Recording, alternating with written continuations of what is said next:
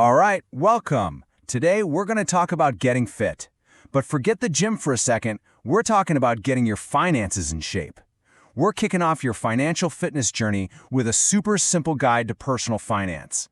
So let me ask you this. Is managing your money like running a marathon? Oh, you better believe it is. See, this isn't about some mad dash to get rich overnight. No way. It's all about building small, steady, healthy habits that make you stronger over the long haul. And today, well, we're going to map out those first few miles together. You know, every fitness plan, every diet, it always starts with the absolute basics, right? It's all about calories in versus calories out. And guess what? Your money works the exact same way. It all comes down to understanding that fundamental flow. Okay, so on one side, you've got your income. Think of this as the energy, the fuel for your life. It's your paycheck, maybe a side hustle, any cash coming your way. And on the other side, you've got expenses. This is the energy you burn just living your life. You know, rent, food, and yeah, that daily coffee counts too. It's the classic energy in, energy out deal. But look, just knowing about calories doesn't magically make you fit, does it? Nope. You need a plan, a strategy. And it's exactly the same with your money. So let's talk about how we turn this basic idea into a real plan of attack. And that plan has a name you've definitely heard before: budgeting. But let's get one thing straight. A budget is not a cage. It's your personal fitness plan for your money. It's this awesome tool that actually puts you in the driver's seat, so you can tell your money where to go instead of just wondering where it all disappeared. So where do you even start? It's actually a pretty simple 3-step workout. First, you got to track your energy out, your expenses, to see what's really going on. Step 2, you set a goal for yourself, just like you would at the gym, but this one is for your savings. And finally, you build and tweak your budget to make sure you're actually on track to smash that goal. Which brings us to a huge piece of the puzzle: savings. Honestly, think of savings as storing up energy for the big marathon day, or having a reserve so that if you stumble, it doesn't take you out of the race completely. Savings is your safety net and your launch pad. It's that important. All right, so once you've got those basics down, it's time to start building some real financial muscle. And in the world of finance, there are really two big opposing forces: things that build you up and, well, things that can seriously hold you back.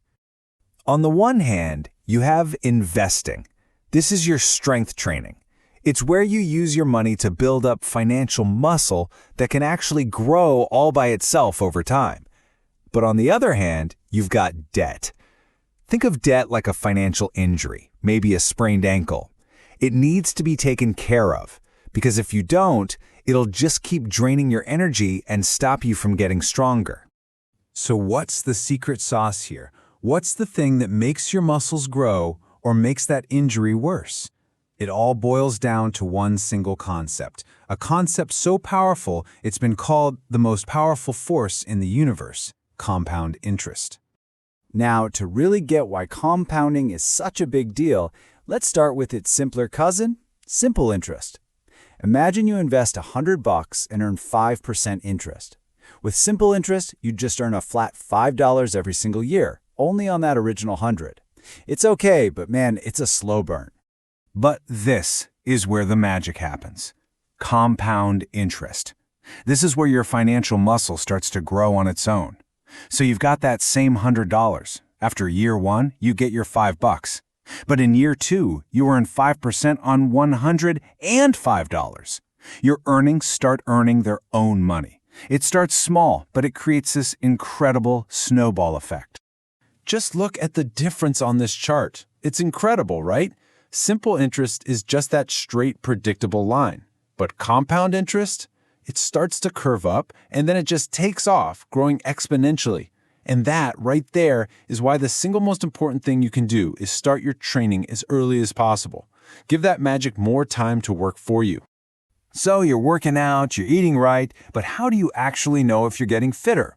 Well, you check the scoreboard, of course. It's the same for your finances. You need some key numbers to track your overall health.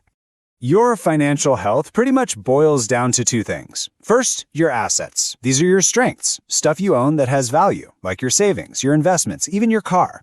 And then there are your liabilities. These are the strains, the things that weigh you down, like student loans or that credit card balance. And when you put those two things together, you get the single most important score in your entire financial fitness journey, your net worth. The calculation couldn't be simpler. It's just your assets minus your liabilities. And that one number gives you this amazing snapshot of exactly where you are financially. Now, there are a couple of other key stats you'll want to keep an eye on.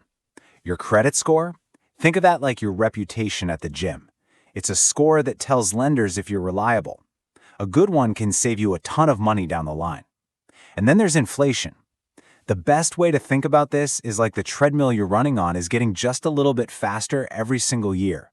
It just means that prices for everything tend to creep up over time, so your money needs to grow just to keep up. So what's the big takeaway from all this? It's really simple. Your financial fitness, it isn't some destination you just arrive at one day and you're done. It's a journey. It's this ongoing process of learning and adjusting and growing. And you know what the best part is? You are the one in control. You set the pace.